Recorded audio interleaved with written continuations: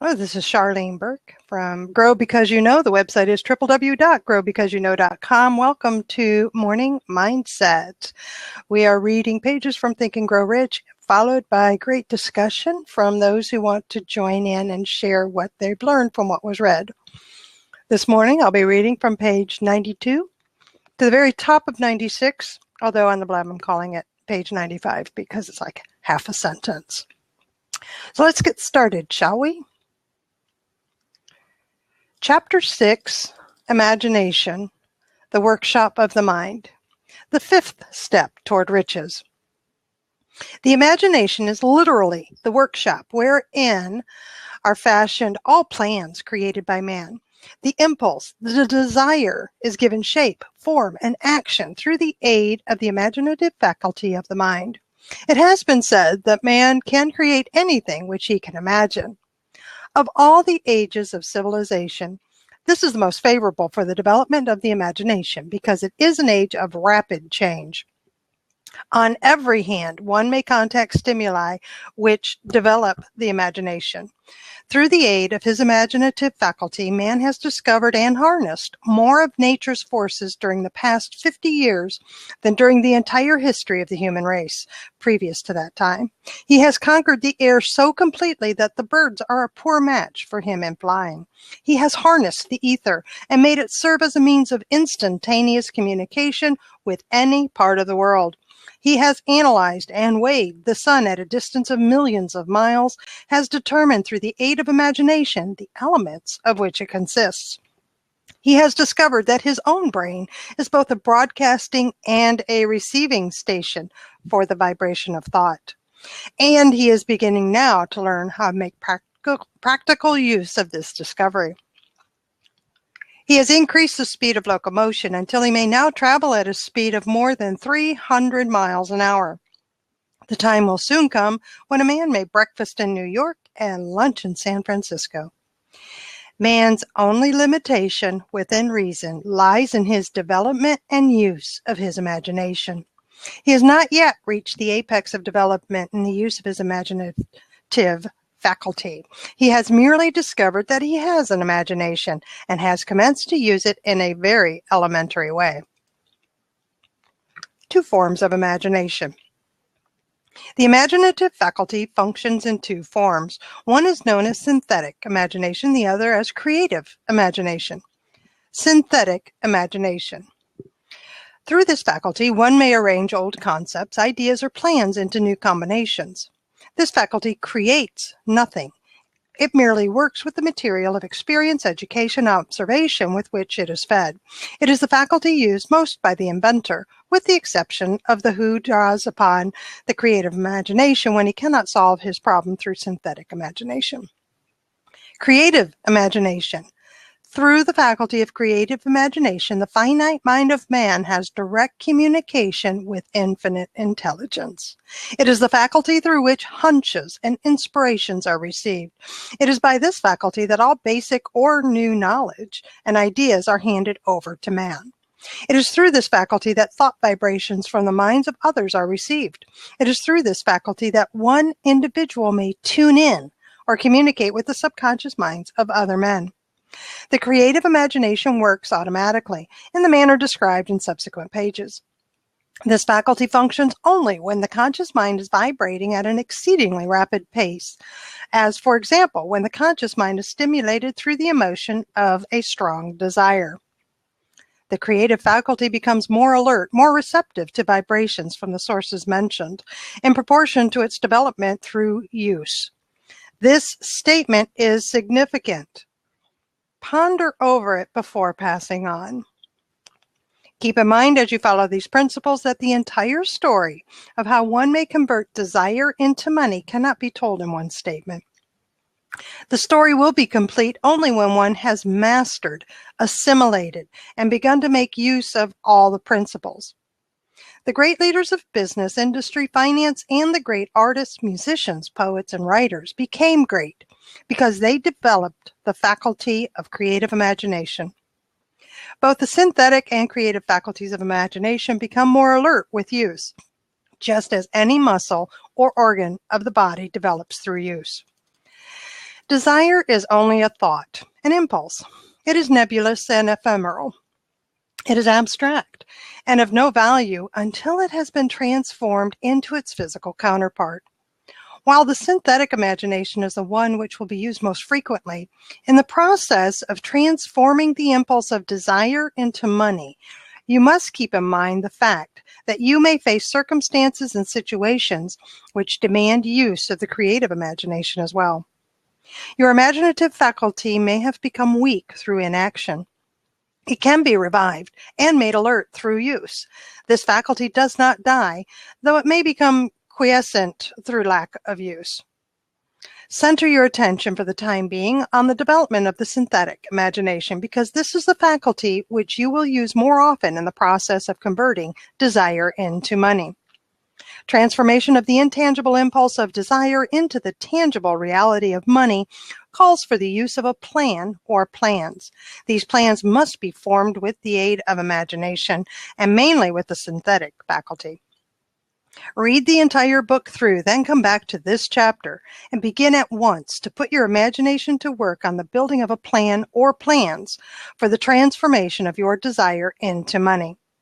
Detailed instructions for the building of plans have been given in almost every chapter. Carry out the instructions best suited to your needs. Reduce your plan to writing if you have not already done so. The moment you complete this, you will have definitely given concrete form to the intangible desire. Read the preceding sentence once more. The moment you complete this, you will have definitely given concrete form to the intangible desire. Read it aloud very slowly, and as you do so, remember that the moment you reduce the statement of your desire and a plan for its realization to writing, you have actually taken the first of a series of steps which will enable you to convert the thought into its physical counterpart. The earth on which you live, you, yourself, and every other material thing are the result of evolutionary change, through which microscopic bits of matter have been organized and arranged in an orderly fashion. Moreover, and this statement is of stupendous importance, this earth, every one of the billions of individual cells of your body, and every atom of matter began as an intangible form of energy. Desire is thought impulse. Thought impulses are forms of energy. When you begin with the thought impulse desire to accumulate money, you are drafting into your service the same stuff that nature used in creating this earth and every material form in the universe, including the body and brain in which the thought impulses function. As far as science has been able to determine, the entire universe consists of but two elements, matter and energy. Through the combination of energy and matter has been created everything perceptible to man, from the largest star which floats in the heavens down to and including man himself. You are now engaged in the task of trying to profit by nature's method. You are, sincerely and earnestly, we hope, trying to adapt yourself to nature's laws by endeavoring to convert desire into its physical or monetary equivalent. You can do it. It has been done before. You can build a fortune through the aid of laws which are immutable. But first, you must become familiar with these laws and learn to use them through repetition. By approaching the description of these principles from every conceivable angle, the author hopes to reveal to you the secret through which every great fortune has been accumulated. Strange and paradoxical as it may seem, the secret is not a secret. Nature herself advertises it in the earth on which we live, the stars, the planets suspended within our view, in the elements above and around us, in every blade of grass, every form of life within our vision. Nature advertises this secret in the terms of biology, and the conversion of a tiny cell so small that it may be lost on the point of a pin into the human being now reading this line. The conversion of desire into physical equivalent is certainly no more miraculous. Do not become discouraged if you do not fully understand all that has been stated. Unless you have been a student of the mind, it is not to be expected you will assimilate all that is in this chapter upon a first reading, but you will in time make good progress. The principles which follow will open the way for understanding of imagination. Assimilate that which you understand as you read this philosophy for the first time. Then, when you reread and study it, you will discover that something has happened to clarify it and give you a broader understanding of the whole. Above all, do not stop nor hesitate in your study of these principles until you have read the book at least 3 times, for then you will not want to stop. I'm stopping there.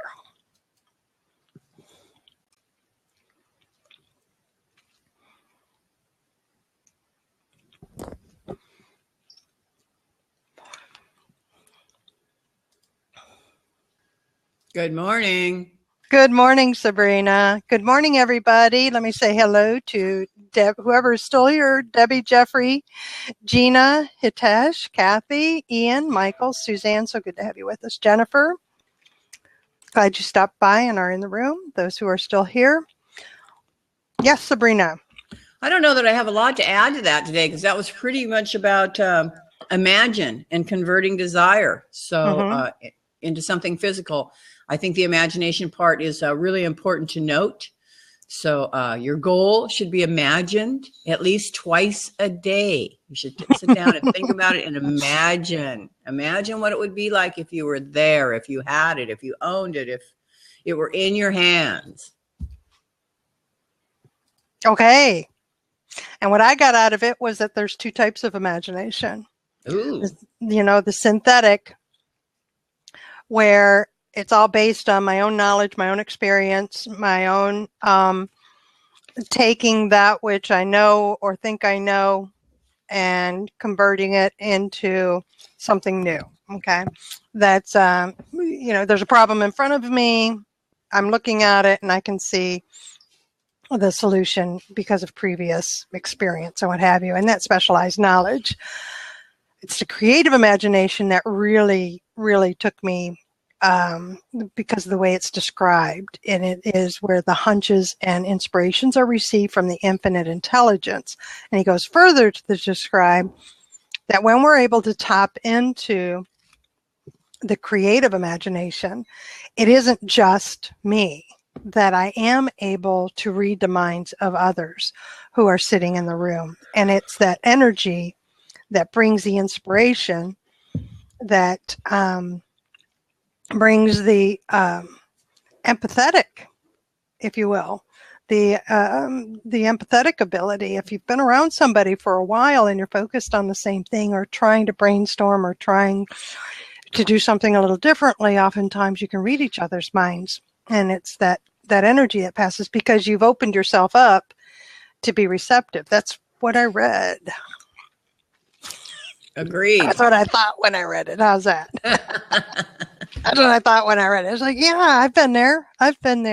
Where I've called on the infinite intelligence, whom I call God. I've called on for guidance and for inspiration, you know, but I've also been being a part of groups that are so very focused on a problem or a situation or an issue, and we allow ourselves to just relax and let it happen. Let the maybe it's the creative juices flowing. Maybe that's a good descriptive. Good morning, Richard. Glad to have you with us. You know, so to this point, I wonder if anybody, because I went ahead. Who cheated and went back? Chuck, can you? We're on just step 5, right? What are the previous 4 that have led us to imagination? Actually, I've kind of forgotten that. Would like to know myself. I wrote it down. This is not straight from my memory, but to get everybody up to speed, we're only on page 95 of a 260-page book. And to this point, we have covered 5 principles. The first was desire. The second is faith. The third is autosuggestion. The fourth is specialized knowledge. And we just are now tapping into the fifth, which is imagination. So if we look at that, and this is how I'm looking at it, is imagination now has been described, is building on the description of the desire. Thank you, string story. Yeah, you know where my brain went. I'll go there. Let's go into physics. Yes. Yes, that's it exactly. So we're building, right? We're learning the principles, but they're not, some people are saying they're not in any order. I heard that not too long ago, and I'm thinking, wait a second. They have to be in some order, because they have to be. You have to have the desire first, and then you have to have the faith that the desire will occur, and then you have to learn how to get that change of thinking, change of feeling, change of doing through autosuggestion. And through that, you learn you may need some specialized knowledge, and then the imagination comes into play and how to utilize it to gain riches, to attain our major definite purpose. Yeah, you absolutely have to have some order to that. I agree. Can autosuggestion, also sharing or verbalizing it to others? No. Well, according to the book, and please, somebody step in here, plus Sabrina, correct me if I'm wrong, autosuggestion is the repetition of what I want and how I want it. And Napoleon Hill lays it out as write out your major definite purpose, and walks you through what it should say. Write out, and we recommend handwriting it. Monty was the big one about making sure you're in cursive, because there is actually neurological evidence that shows that writing in cursive cements the idea in your head. And then read it to yourself and twice a day. That's where Sabrina was coming from. But it's autosuggestion. It's you. It's you bringing it in and saying it to yourself and combating and replacing the type of thinking that you may have now with the new type of thinking. It can be supported and encouraged and given oomph by others. But it needs to come from me. It needs to come from inside me. It needs to come from inside you. Please tell me, anybody, if I'm off base or incorrect in what I shared there. And Charlene's got an open seat here, so feel free and that's to what it's for. Give us Jump your on thoughts. in, ask questions. I'm not the one with all the answers. I'm here to learn with you. That's why I'm doing it. This is a joint effort, gang. So come on in and give us your ideas and your thoughts. And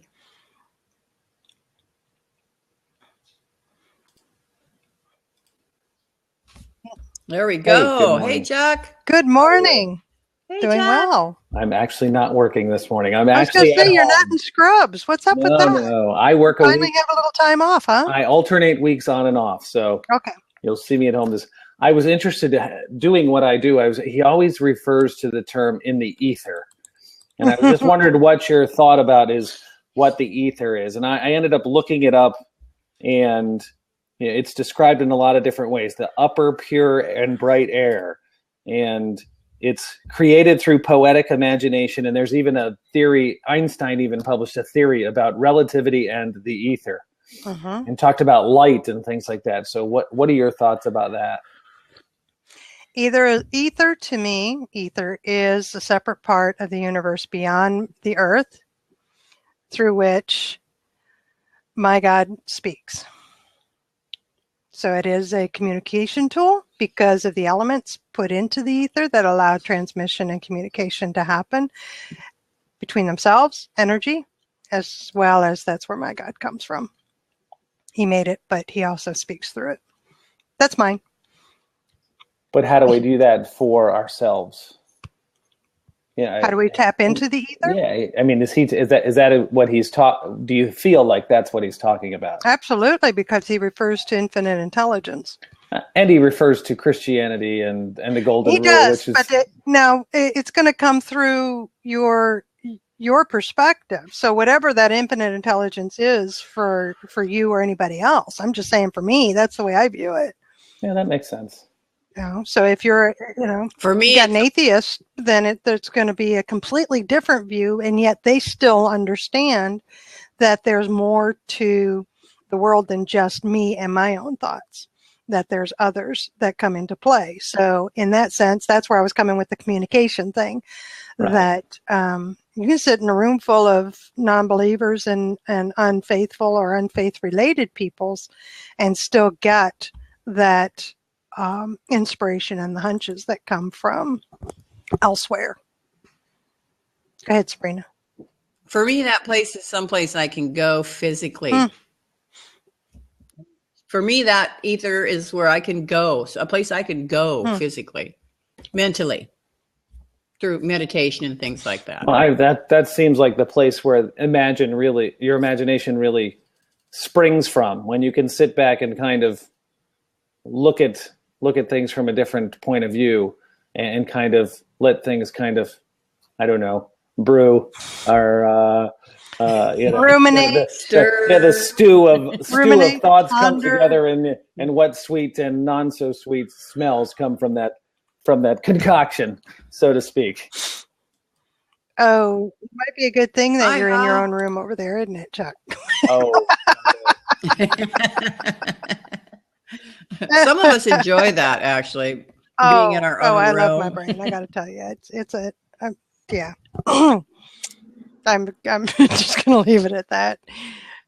Well, you make of it what you want. It can be a prison, or it can be it can be a museum, or a safari adventure. Depends on, really, that's where mindset comes in. Yes, mindset. Up there in that corner, the imagination, that creative. When he was describing the two types, it got me. When he was talking that creative, I can create a world in my own head. That can happen. And sometimes for me, it was expressed in story writing and storytelling and music and what have you. But he's talking about there's two types, and both are valuable. So let's not get stuck on, or I'm telling me this, Charlene, don't get stuck on that it's just the infinite intelligence that's going to give me the inspiration. But I do have knowledge and experience and the experience of others that can help me invent something, be innovative, make a solution, something like that. There's two levels there, which I found was interesting. What do you think? Sean's got an interesting description here. Ether, a thin, subtle matter, which much finer and rarer than air, which some philosophers suppose begins from the limits of the atmosphere and occupies the heavenly space. From Webster's 1828. I was close. It is beyond this earth. Let's just put it that way. Yeah. Beyond this earth.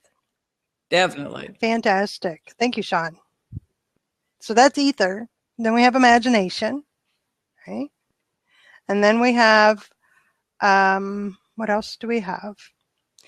I think the other thing is that building on the steps, he says quite clearly that the story is complete only when you have mastered, assimilated, and begun to make use of all the principles. And we're only on number 5, and even then on the 5th one, part of our way through. So keep our expectations in check, eh? Yeah.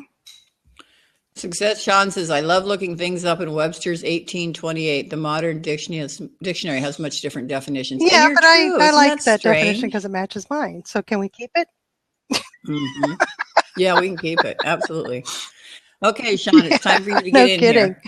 No kidding. Okay, keep me calm down. See, I like looking at seat and bring Webster I got my grandmother's with you. 1941 cookbook. Yeah, everything was made with lard. That's so scary. Oh. Hi.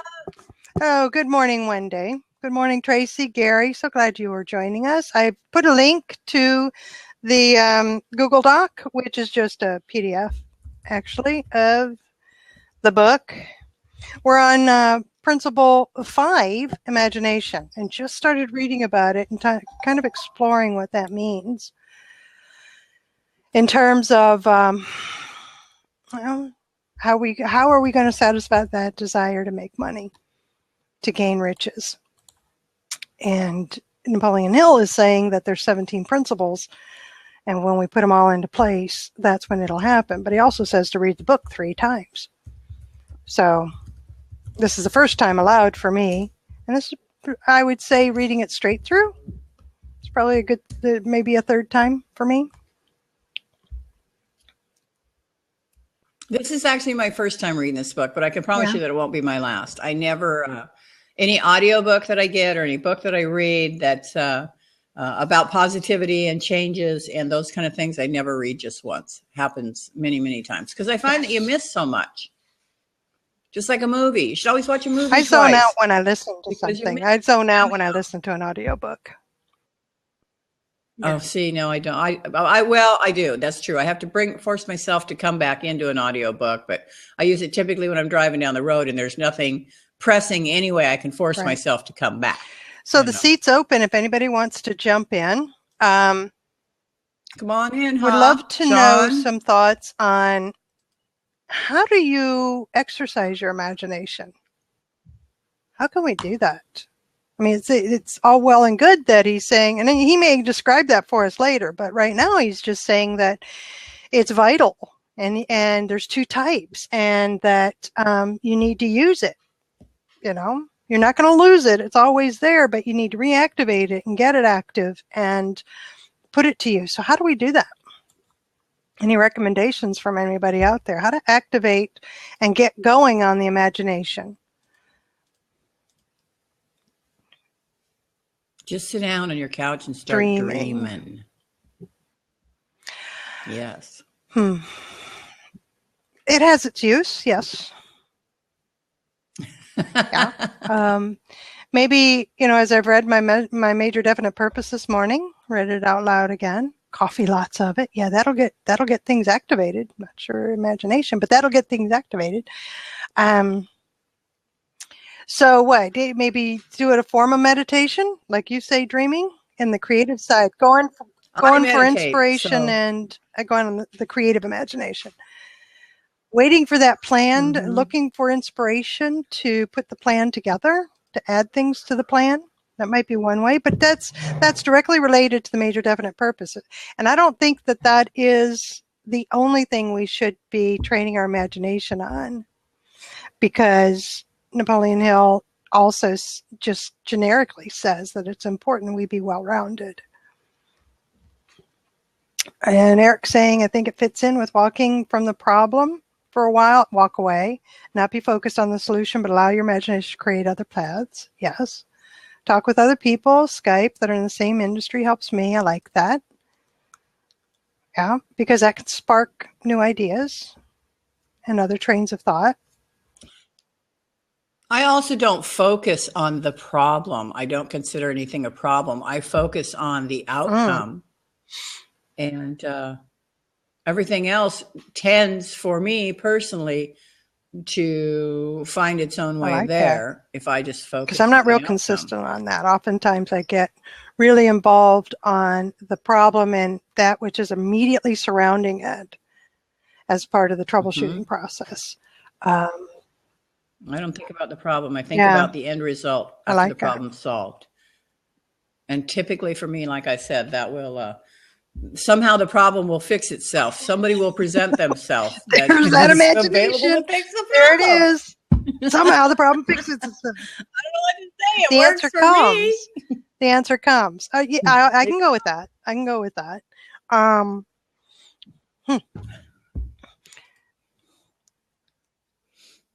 Online key store. Talk with other people via Skype. They're in the same industry helps me. Imagine that you have solved the problems. He. Well, actually, that's what I do. I do imagine that I've solved the problem. I don't think about the problem. What does it look like if it's solved? Yeah. What does it look like after it's solved? No, that's an exercise I haven't done very often. Yeah, I look at it after it's solved. That's how I focus on it. Now, of course, I approach troubleshooting mechanical things very differently. I rely on the synthetic imagination for that. I'll call somebody. I can't deal with that. And that's why there's other people out here. That's why there's other people out Yep. here, right? Okay. I'm thinking on the personal level, that's difficult for me when you described the, think about what it looks like when the problem is solved. And one of the exercises that I've had to go through over the past couple of years is taking the vision of my business to make it look different. Because I wanted it to be different, but I didn't have a clear vision of what it would look like when it became different. I didn't have that. I just knew I needed it to be different. And as I went through the exercise of, and with the help of others, the exercise of what does it really look like? Who is it that's doing it that you would like to emulate? If you could be anybody, who would that be? In terms of the activity and the business and what have you. And eventually forming my own vision of what the business looks like. Then having to take the step back to say that in order for me to get there, there's a lot of stuff that has to happen with Charlene. The personal development has to happen, or the business is not going to be what I want it to be. I think the personal development is pretty important stuff there. I think it was. It's in your steps. Yep. And that's my story to this point, of using this book and being focused and being clear and trying to understand and wanting to learn so that I can be better, which means that as I be better, my business begins to take the shape of what I want it to be. Now, that's the end result for the business. That includes the revenue and the money that I will have in hand on that date. Now, and so the plan has been revealed and steps are in place, and it's much more clear, and all those things are happening. I'm just saying, though, that the steps to get there, for some people, they've expressed their experiences is pretty quick, and others, for whatever reason, it just isn't. So I'm grateful for the readings. I'm grateful for the layout of Napoleon Hill. These are the principles by which I'm going to teach them to you, and then you get to put them in place, and miraculous and wonderful things will happen. So I'm still in the process of learning and exploring. Well, some of the keywords that I just wrote down on a sticky note, actually, from our reading were imagine, convert desire, and do not stop. So as part of that, I'm going to go imagine a full room for Charlene's networking group at 9 a.m. And I'm going to go promote it so that we continue to move forward. And I will see you guys later. Oh, I do. Go ahead. Before I throw out there, I want to throw this out there. Here's where thank you, Sabrina. 9 a.m. You guys come network live with us. Okay, Sabrina, thanks for being here. Yep. And please, somebody jump in. I do have to shut this down in another 10 minutes or so. And that's simply because the business networking meeting occurs. And I have to be there. And I have to welcome our presenter. Oh, hi. So good to see you. How are you this morning? I can't hear you. Still can't hear you. I can see you. Looking lovely as ever, but I can't hear you. Try again. Good morning, Mike. Good to see you.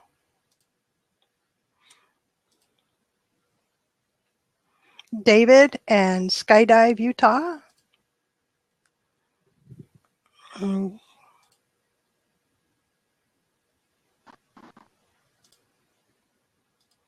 Alex, welcome everybody. Good morning. Good morning, Diana, Marcus.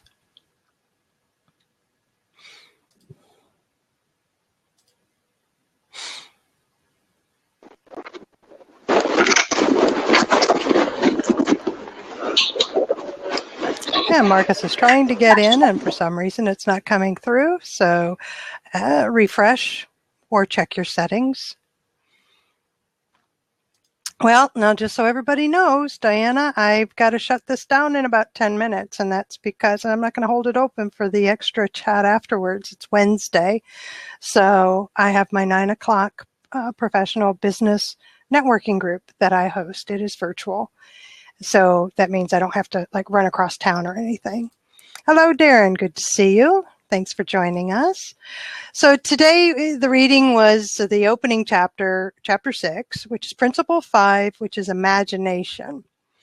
And we covered the previous principles to this point, the building blocks of getting our mindset so that we can think and grow rich because of it. So the first one was desire, then faith, then autosuggestion, specialized knowledge, and now we're just at the beginning of chapter 6, reading about imagination and the description of 2 types of imagination.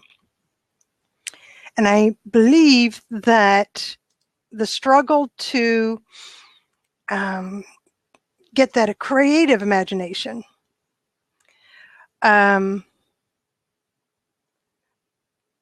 is that using other people, being inspired. How do we be inspired? What do we tap into? And Napoleon Hill talks about the infinite intelligence.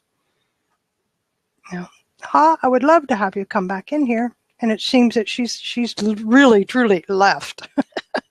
So let's hope the tech issues get taken care of. There she is. So if somebody wants to jump in and help me with some ideas of how do we exercise that creative imagination? What are some good ways to do that? And then use that to get focused on our definite purpose, right? The reason why we want to make money. Good morning, Austin and Robert. Glad to have you with us. I got about 10 minutes left. I'll have to shut down.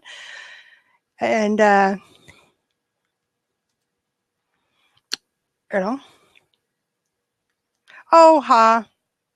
I love this chapter too. And it is just the beginning of this chapter. So what can we take away? How's that? What can we take away if nobody wants the seat to talk about this chapter? Remember, this is morning mindset. Let us get ready for the day.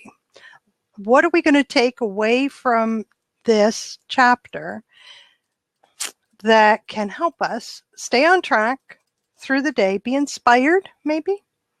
What can we take away? So I'm going to share with you what jumps out at me at the reading. And what I'm going to share is that Napoleon Hill reminds us that nature is already doing everything. It's already out in front of us. And that through that nature advertises the secret with biology. That through repetition and approaching these principles from every conceivable angle, that we will see it's not a secret. If we put our mind to it, right? That it's about focus and paying attention to what it is that our ultimate goal is, our major definite purpose, and putting into place that which has been described with desire, where we outline what it is that we want, faith, that there's an infinite intelligence we can call upon, autosuggestion, specialized knowledge. I mean, we have to pay for it sometimes, other times we're able to get it for free, and then use of the imagination to get us closer to our ultimate goal, which is to get rich. I mean, just quite bluntly, but there's ways to do it that we can be better people because of it. It's not completely dependent on just the fact I want money. It is about the personal development that I have to go through in order to be ready for the money. Those are my thoughts. Creativity occurs when you go out of your mind. Yes. And so where does the intuition come from? And that's what I like that Napoleon Hill described it as, coming from the ether, coming from outside yourself. Being able to tap into the collective unconscious, yes, that's part of what Napoleon Hill was writing about in the reading, that on the creative side, when you gather, you're able to tap into somebody else's thoughts and their energy and be inspired and moved by what they're doing.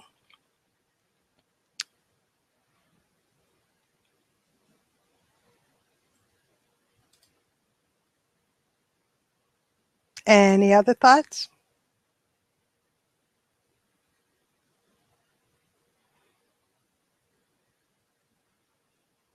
Thank you, Alex. You can tap into anyone's energy, whether they are alive or not. Zoom in, have a clear vision of your vista, and let it inspire you. So, and be inspired by the desire that I've written out, right? Let that continue to inspire me and motivate me. So the inspiration is to, what am I going to do right now? Look for inspiration of what I'm supposed to do right now, and then use the vision for the motivation to do it. I don't know. That could have been something interesting. I don't know. Thank you, Ha. Thank you, Alex. Good stuff.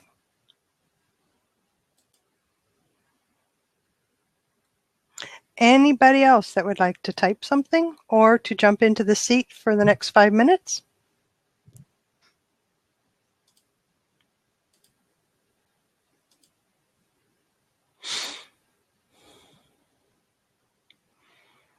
And we love tech when it works. Give it another moment or two, Alex. Because the fun part's always, is it me or is it them? Because sometimes it's my system that crashes or my browser that goes crazy. Alex, I'd love to have you in here. Check your settings in your system and try again.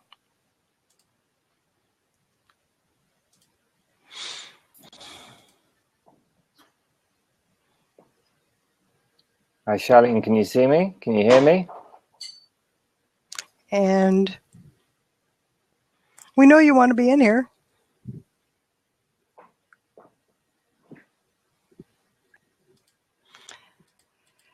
Good morning, Gerald. Glad to have you with us. Good to see you again. So again, I only have a few more minutes. You heard Alex. See, and I can't hear Alex. Well, it's good to know. You guys got to tell me this stuff. I don't know. Well, I'm here see, again. that's what I mean. I don't know if it's me or if it's... Good morning, Alex. Morning, Charlene. How are you? I am well. I am well. It's good to see you. Good to meet you. So I do Likewise. have just a few more minutes. I'd love to hear your thoughts on the reading and expand a little bit on what you were talking about on creativity and how can we exercise the creative imagination? Yeah, so in my experience, and I'm an extreme artist and I also coach creativity. Creativity comes when we go out of our mind. It's when we get out of our thoughts, which are running through our head, and tap into our intuition. And to me, our intuition is more likely to be centered in our stomach. So the doorway to creativity is more likely in what Oriental traditions would refer to as the Dantian, or maybe the second chakra. And that is, or Japanese cultures would refer to as the hara, meaning literally belly. So that to me is a doorway to creativity. And when I go up and I'm painting in the mountains, what I do is I'm literally out of my head and doing something very similar to what Vincent van Gogh did. He was literally out of his mind. He said, I painted from my soul, from my heart, and in the process I lost my mind. So that's my experience with creativity, and that's how I personally access it. Yes, it is accessing that infinite intelligence that you just referred to. Absolutely, for me, that's what I'm doing. And when I'm in that space, you lose track of time or space. I can look at my watch or my phone afterwards, and I'm surprised what the time is. And it can be 4, 6, 8, 10 hours that I can be out there doing that. I concur completely. And the understanding of being lost in the zone and being gone. I've done that myself and can do that. So now I'd like to know, how can we do it on purpose? So literally, are there physical steps that can be done for somebody who hasn't exercised that creative imagination in a while, it's not atrophied as much as it's just dormant. So we all know it's still there, and the book assures us it's there. Are there steps that we can take, a process to get us back into exercising it? Yeah, for me, there are 3 different ways you can do it. There's a physical way, there's an emotional way, and there's a spiritual way or metaphysical way if you don't believe in the spiritual side of things. The physical way, if intuition is mainly tapped into, or creativity and imagination is mainly tapped into through the lower part of your belly, then to me that's about exercising that part of your body. You can do it through yoga, you can do it through tantra, but you can also do it through walking, horse riding, skiing, other things. The emotional side, it's about getting out of your head, unblocking the thoughts which are running through your head. And the spiritual side of things, you can do that through nature, walking in nature. You can also do it through meditation, or you could do it through listening to music, whatever takes your fancy. But the intention there is to get out of your 5 senses so you can listen to your 6th sense. So that's my perspective on it. Those are the methods that I use when I'm up in the mountains painting. Does that make sense to you, Charlene? It actually does, because what I'm envisioning is that I go in with the purpose of being open to getting that creative imagination working. And so to relax and immerse myself in one of those environments you just described, but again, with my mind focused on this is what I want to get out of it. This is my intention. I want to relax and let the creative mind go, and then let it happen. All right? Exactly. I mean, that's what I heard. Okay. Yeah, that's when the miracle starts to happen, when you let go of that. And there are many different techniques of doing that. Some are faster, some are slower, but all of them are basically around the same thing. You see great sports people doing that. When Serena Williams, for instance, got beaten on Friday night by the Italian Roberto Vinci, she said afterwards, the player literally played out of her mind. Now, that's a reference to the fact that there was somebody who went into that creative zone. And so creativity to me isn't just about painting as I do, on top of mountains. It's also about, you can be creative in business. You can be creative writing a report. You can be creative writing an email. We can be creative in this moment as you and I are talking to each other. And that's just a matter of being aware where you are and what you're doing. Fantastic. I love what you're saying, Alex. I love what you're saying. I feel lighter, lighter because of the way you said it. I love your voice and how you expressed it. Yeah, I like that. And I thank you for that. And I hope others got as much as I did out of that. I want to invite you back. Please join us tomorrow morning. I have to cut this short. Usually I stop the recording on the top of the hour, and then I'm here for 30 to 40 minutes after for general chat around what we talked about and explore different things. Today, though, it's a Wednesday, so that means my 9 o'clock business networking group begins shortly, and I have to leave because, I'm in charge of it. Nobody can get in without me there, kind of thing. So I want to invite you back. Can you join us at 8 a.m. Eastern Time? Are you available to stop in? Sure. Let me try and do that tomorrow. I've actually got my own session tomorrow morning, which is probably a little bit early for you, at 9 a.m. Central European Time, talking about how to crack creativity. So I'd love to invite you to. Yes. Have you got it scheduled? Yeah, it's scheduled in. So just check out my profile and come along, and I'll check out yours and try to join you tomorrow as well. Fantastic. I will do that. Thank you so much. Thank you, Alex. It's been a pleasure having you here. I'm going to be shutting this down. I'm going to finish out the recording, and then we'll leave. So thank you to everybody who has been in the live stream with me, all of you in the audience, in the comments, sharing what you know and sharing your expertise with each other. I appreciate that. For those watching the replay, this is Charlene Burke with Grow Because You Know. The website is www.growbecauseyouknow.com. Thank you for joining us for another morning mindset reading and discussion from Think and Grow Rich. So let's move forward in the day on purpose, with purpose, to grow our hearts, grow our minds, and grow our business.